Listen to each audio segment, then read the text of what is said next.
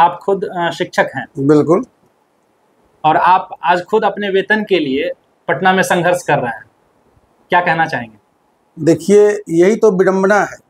मैं बड़े ही गंभीरता से ये प्रश्न उठा रहा हूँ अभी के वर्तमान माननीय मुख्यमंत्री जी पर।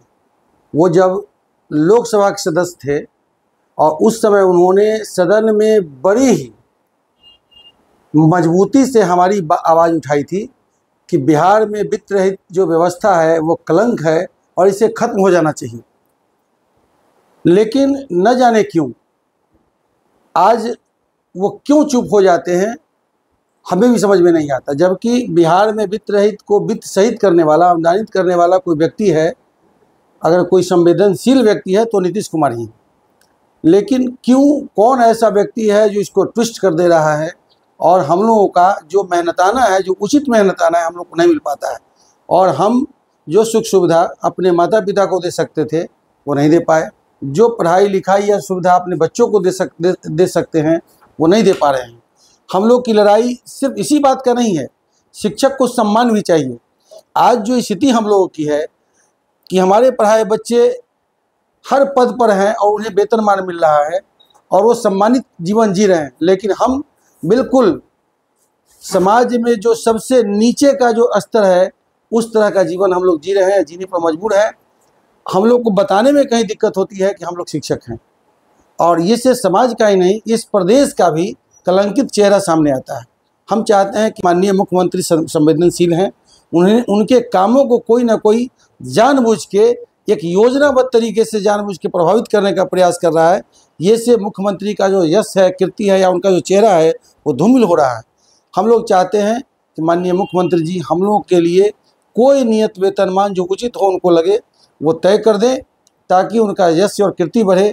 और विकास, जो बिहार का विकास है, उनका कहना है कि बिहार न्याय के साथ विकास में हम भी जुड़ जाएं और बिहार विकसित हो, उसमें हम लोग मेहनत कर ही रहे हैं और जी जान से मेहनत करेंगे। आगे प्रयास करेंगे कि बेहतर बिहार बने, बेहतर बिहार का निर्माण हो। धन्यवाद। अभी बिहार में कितने ऐसे आपके साथ शिक्षक हैं जो इस आंदोलन में जुड़े हुए हैं? हमारे साथ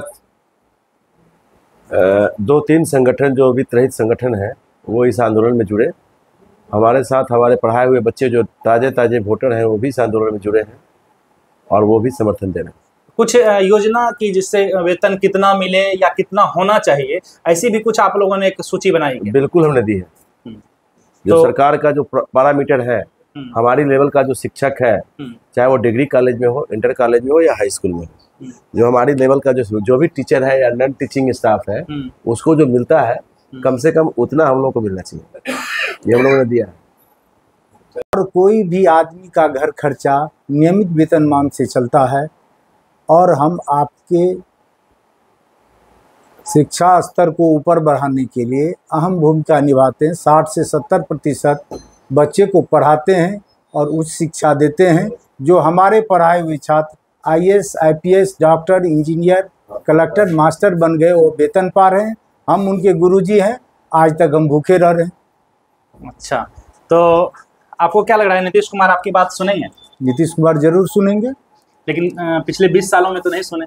पिछले 20 सालों में उन्होंने अनुदान दिया था, और जब वो लोकसभा के सदस्य थे, जब मुख्यमंत्री नहीं थे, उन्होंने लोकसभा में माननीय अध्यक्ष जैना साहब के सामने रखे थे कि 15 वर्ष वित्त रहित कर्मियों को हो गया, इनका नियमित रजिस्ट्रेशन है, फिर भी इनको वेतनमान नहीं दिया जाता है। ऐसा क्लिप मैं आपको दिखा सकता हूँ। कहते हैं कि एकदम पूरा सभी लोगों पर जो है खजाना खोल दिए हैं नीतीश कुमार, और उम्मीद करेंगे कि आप लोगों पर खुले, और ना खुले तो आप लोगों का अगली जो मेरा आंदोलन अभी खत्म नहीं हुआ है। हाँ। मैंने अनशन खत्म किया है। आंदोलन मेरा जारी है, लेकिन आंशिक रूप से जारी है, क्योंकि सरकार ने हमसे समय मांगा है और हमने समय दिया है। 3 दिन का समय बहुत नहीं होता है। 3 दिन के अंदर यदि मेरा फैसला नहीं होता है तो मैं पुनर्विचार करके पुनः आंदोलन पर। यानी कि आप 3 दिन तक पटना में टिके रहेंगे? बिल्कुल टिके रहेंगे, जब तक मेरी मांग पूरी नहीं होगी तब तक पटना की धरती में रहेंगे। धन्यवाद।